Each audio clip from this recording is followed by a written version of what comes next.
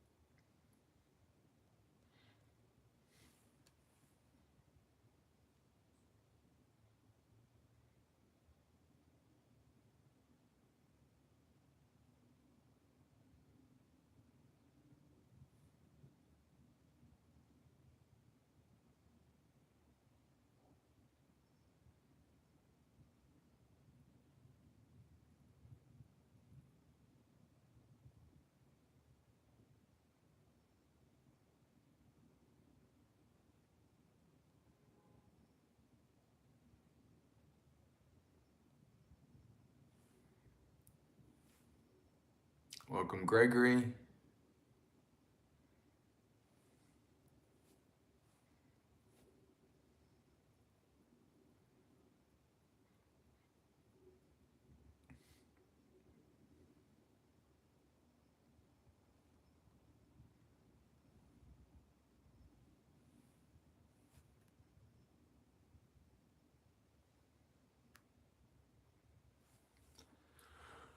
All right, let's get started.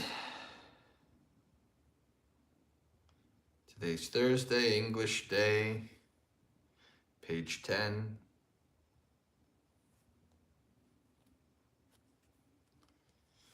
Homage to the Sublime One, the Worthy One, the Fully Enlightened One.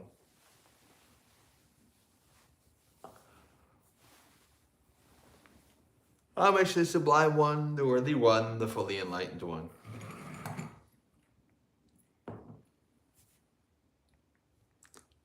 Homage to the Sublime One, the Worthy One, the Fully Enlightened One.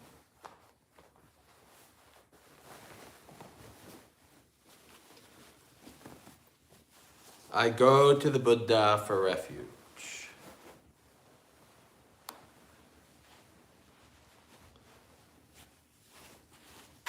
I go to the Dhamma for refuge.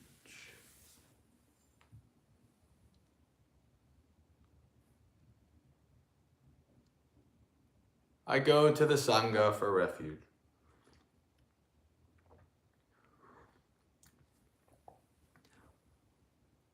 A second time I go to the Buddha for refuge.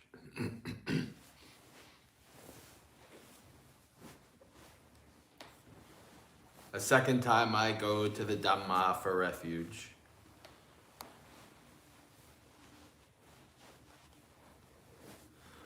A second time I go to the Sangha for refuge.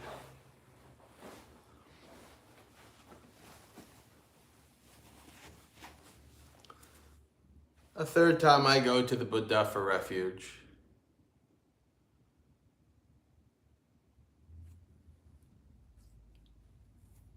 A third time I go to the Dhamma for refuge.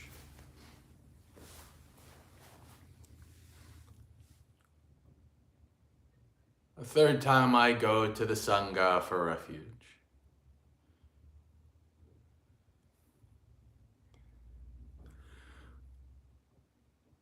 The three refuges are complete.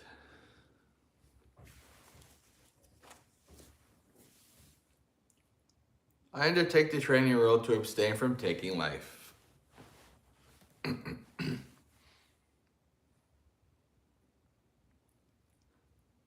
I undertake the training rule to abstain from taking what is not given.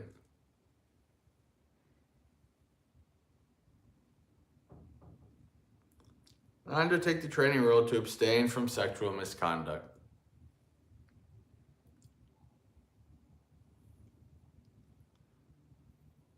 I undertake the training rule to abstain from false speech.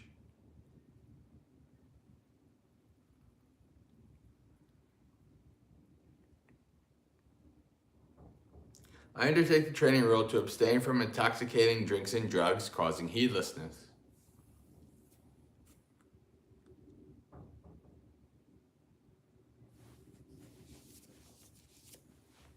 Having well undertaken and kept the 5 precepts together with the 3 refuges, one should strive on with diligence.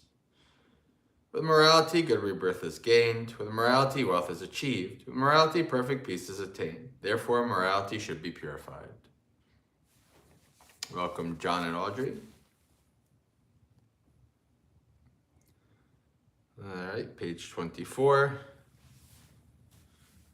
Homage to the Sublime One, the Worthy One, the Fully Enlightened One. Homage to the Sublime One, the Worthy One, the Fully Enlightened One. Homage to the Sublime One, the Worthy One, the Fully Enlightened One. Such indeed is the Sublime One, worthy, perfectly enlightened, perfect in true knowledge and conduct, well gone, knower of the world, supreme trainer of persons to be tamed, teacher of gods and humans, enlightened and exalted.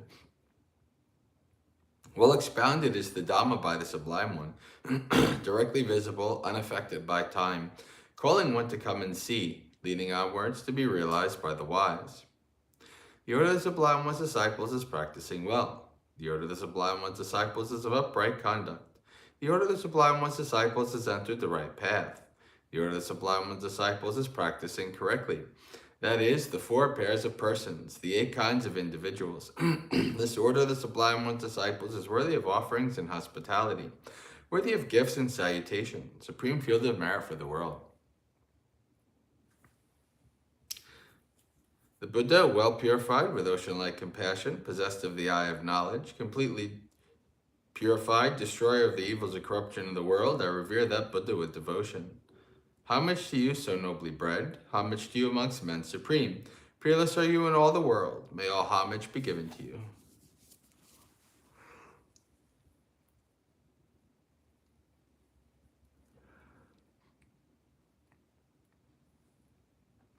The teacher's Dhamma, like a lamp, divided into path, fruition, and the deathless, both itself transcendent and showing the way to that goal. I revere that Dhamma with devotion. Thoroughly understanding the Dhamma and freed from longing through insight, the wise one who is rid of all desire is calm as a pool unstirred by wind. Those to whom the Dhamma is clear are not led into other doctrines. Perfectly enlightened with perfect knowledge, they walk evenly over the uneven. Of all the medicines in the world, manifold and various, there is none like the medicine of Dhamma. Therefore, O monks, drink of this. Having drunk this Dhamma medicine, you will be ageless and beyond death. Having developed and seen the truth, you will be quenched, free from craving. The Sangha called to feel better than the best, who have seen peace, awakening after the Buddha's good way, who have abandoned attachment, the noble ones, the wise. I revere that Sangha with devotion. Happy is the arising of the Buddhas. Happy is the teaching of the true Dhamma. Happy is the unity of the Sangha. Happy is the discipline of the united ones.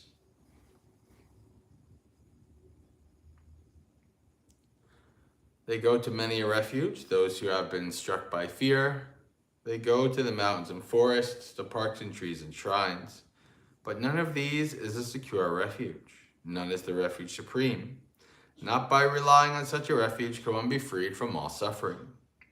But one who has gone for refuge to the Buddha, Dhamma, and Sangha sees with perfect wisdom the 4 noble truths. Suffering, the arising of suffering, the transcending of suffering, and the Noble Eightfold Path that leads to suffering's final end. This is the refuge of the secure. This is the refuge of the supreme. By relying on such a refuge as this, one is released from all suffering. By this practice of Dhamma in accord with the Dhamma, I respect the Buddha. By this practice of Dhamma in accord with the Dhamma, I respect the Dhamma. By this practice of Dhamma in accord with the Dhamma, I respect the Sangha.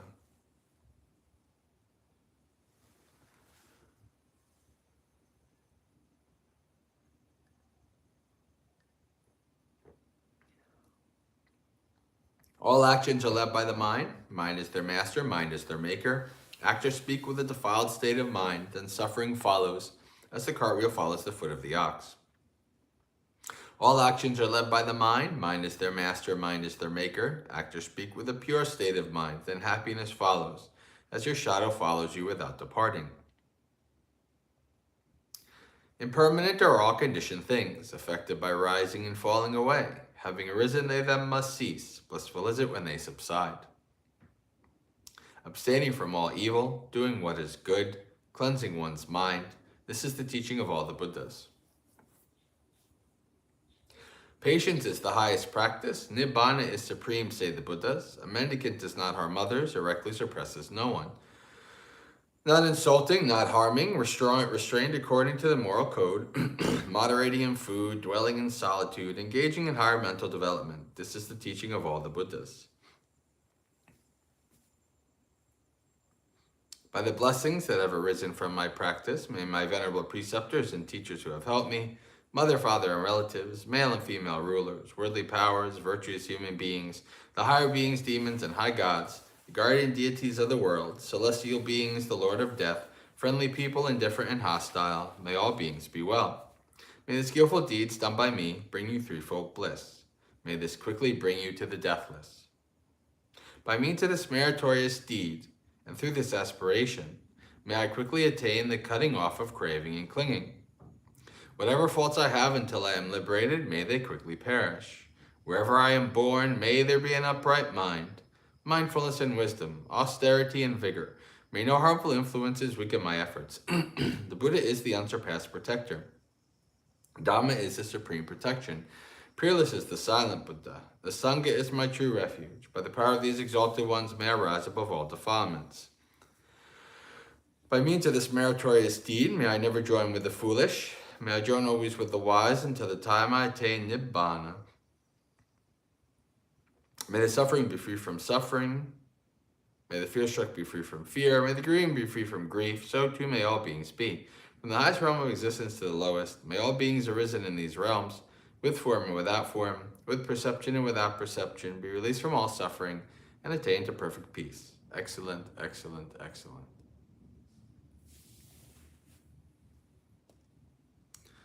All right. Secondary chanting. Page 173.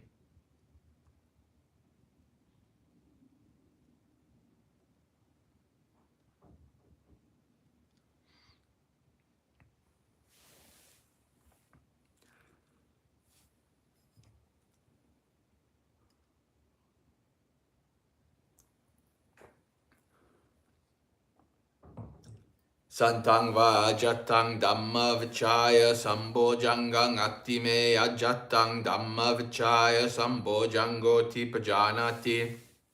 Santang va ajatang dhamma vichaya sambojangang natime ajatang dhamma vichaya sambojango tipajanati.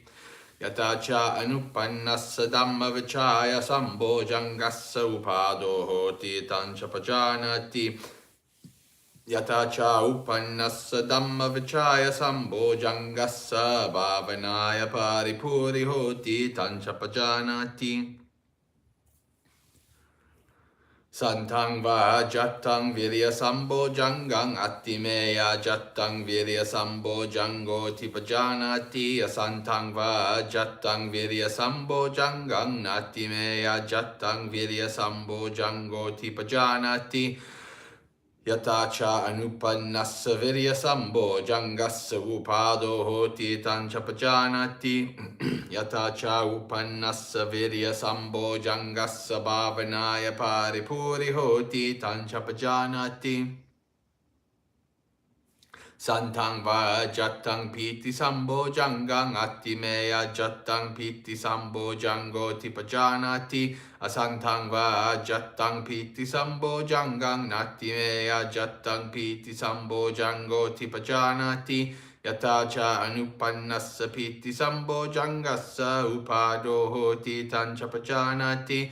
Yatacha upannassa piti sambojangassa paripuri hoti bhavanaya paripuri hoti tanchapajanati.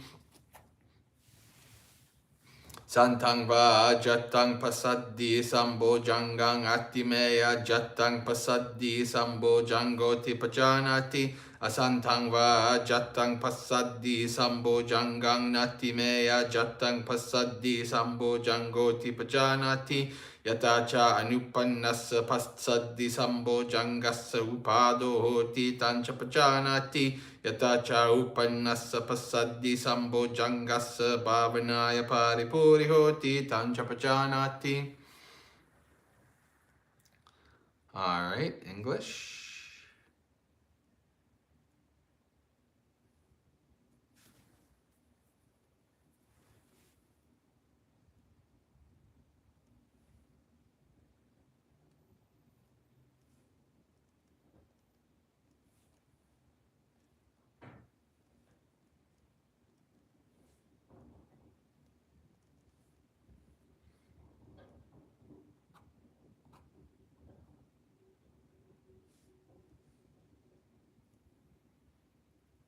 There being discrimination of phenomena in enlightenment factor in him. The bhikkhu understands there is discrimination and enlightenment factor in me. There being no discrimination of phenomena and enlightenment factor in him, he understands there's no discrimination of phenomena and enlightenment factor in me. And he also understands how there comes to be the arising of the unarisen discrimination and enlightenment factor, phenomena and enlightenment factor, and how the arisen discrimination of phenomena and enlightenment factor comes to fulfillment by development. There being the energy enlightenment factor in him, a bhikkhu understands there is the energy enlightenment factor in me. Or there being no energy enlightenment factor in him, he understands there is no energy enlightenment factor in me. And he also understands how there comes to be the arising of the unarisen energy enlightenment factor, and how the arising energy enlightenment factor comes to fulfillment by development. There being the rapture enlightenment factor in him, a bhikkhu understands there is the rapture enlightenment factor in me. Or there being no rapture enlightenment factor in him, he understands there's no rapture enlightenment factor in me. And he also understands how there comes to be the arising of the unarisen rapture enlightenment factor, and how the arisen rapture enlightenment factor comes to fulfillment by development. There being the tranquility enlightenment factor in him, bhikkhu understands there is the tranquility enlightenment factor in me. Or there being no tranquility enlightenment factor in him, he understands there is no tranquility enlightenment factor in me. He also understands how there comes to be the arising of the unarisen tranquility enlightenment factor, and how the arisen tranquility enlightenment factor comes to fulfillment by development.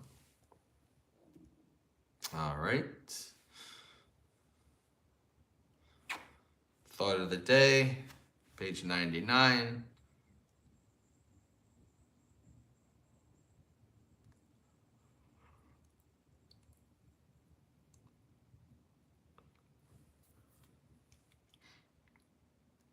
Third quatrain from the top, the last in Sukho Vivekko Tuttassa.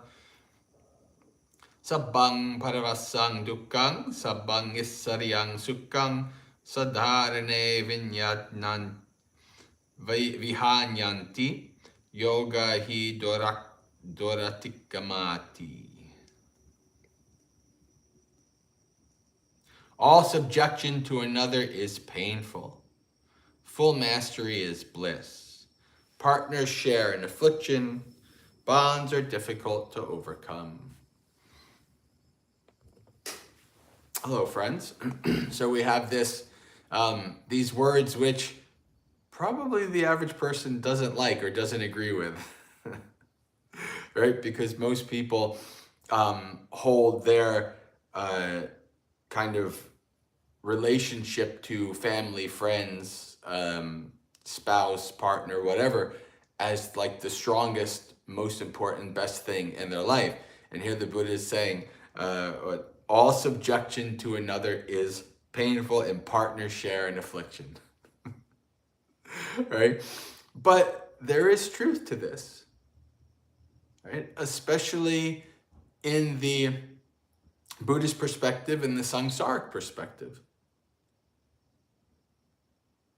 Right? Full mastery is bliss. Bonds are difficult to overcome.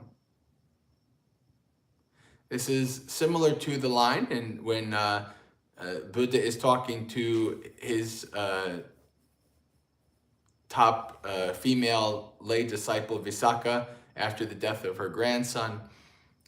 And Buddha asked Visakha if she would take on, all the children of the town as her grandkids, and she says yes. And then the Buddha says, well, if you have 100 loved ones, you have 100 sufferings, and then all the way down to one loved one, one suffering, no loved ones, no suffering. Right? So this is very similar kind of pointing to that attachment equals suffering. Right? When we have an attachment, that will inevitably lead to some kind of suffering. Whether it's due to relating to loss or suffering within the experience itself, there's some kind of suffering. So the Buddha is pointing to this. The Buddha, full mastery is bliss. Right? So this is being able to, you're not having any attachments, no suffering, fully awakened. You've also mastered your own mind. Right? So this is not about just like, I'm going to be by myself away from everybody. This is full mastery is to the point where you have become awakened and you have no need or desire to attach. People, places, experiences, whatever. You've let go of all attachment, all craving. And so you have gained full mastery. And so I'm always reminded back many years ago at a retreat at Bhavana, where I was talking along similar lines. I don't remember the specific of what the topic of the retreat was. And during a Q&A, a woman, wrote a thing. It's like, oh, how can I, I'm married, I have a husband, I have kids. How can I, let go of that? And I said, well, I hope you don't, because you have responsibilities. You brought kids into the world, you have responsibilities. You have to do these things. But there's lots of things to practice letting go of before you get to that point.